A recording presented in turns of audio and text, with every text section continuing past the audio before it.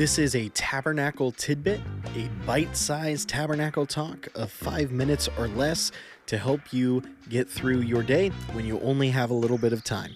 We hope this helps you to know Christ, grow in His Word, and show His love to others. Let's get started. Welcome back to Tabernacle Tidbits, and today we've got kind of an interesting episode. We are in 2 Timothy chapter 3 and verse number 1 today. We've been walking through with the Apostle Paul writing to his son in the faith, Timothy, what will probably be his very last letter that he writes, certainly the last letter that we have written in Scripture from the Apostle Paul. And he's been encouraging Timothy as he's pastoring the church in Ephesus about how he needs to stand for the Lord. He needs to be able to convince and encourage and challenge and rebuke those that are not walking with the Lord and that are not following the Lord's way. And sometimes even, as he mentions, some individuals in the church that were telling people that Jesus had already risen from the dead, there was no future resurrection, all of those things. And so he's been telling Timothy how he's supposed to interact.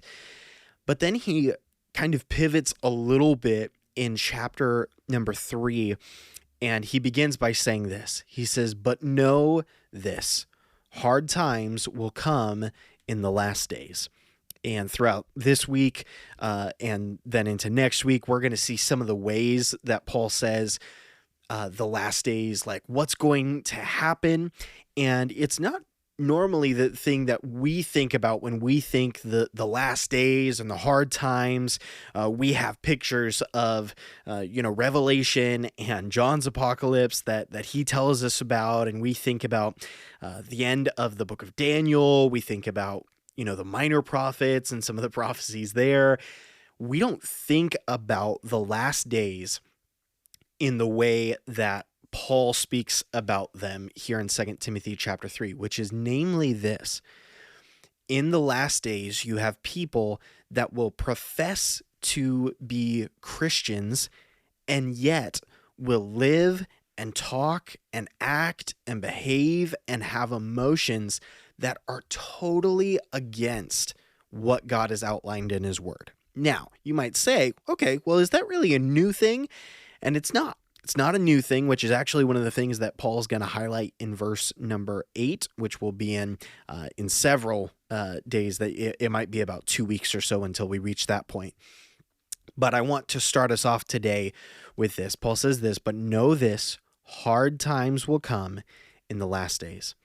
Here, this word hard, this would be difficult times. These would be things that are troublesome. You can look at some of the ways that this word is used in Scripture. This would be talking about evil angels or demons. This would also talk about, even when we look at 1 Timothy chapter 6 and verse number 10, that the love of money is the root of all kinds of evil. It's this same type of word, that which is troublesome or difficult, that which is hard, bad, and evil in our life, times of stress.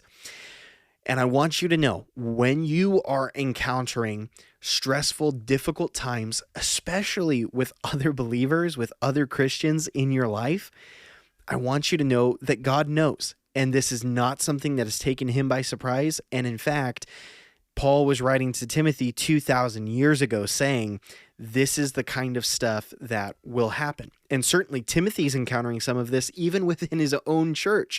And we can think today how much more widespread it is that, frankly, when we hear of a church in which there's not problems and there's not arguments and there's not splits and there's not, this and that, we can go, wow, that seems like a really unique, special church. I bet there's something, just kind of waiting under the surface there that'll finally come up. We are astonished when there is a church that is really focused on the Lord and equipping the saints and reaching the lost.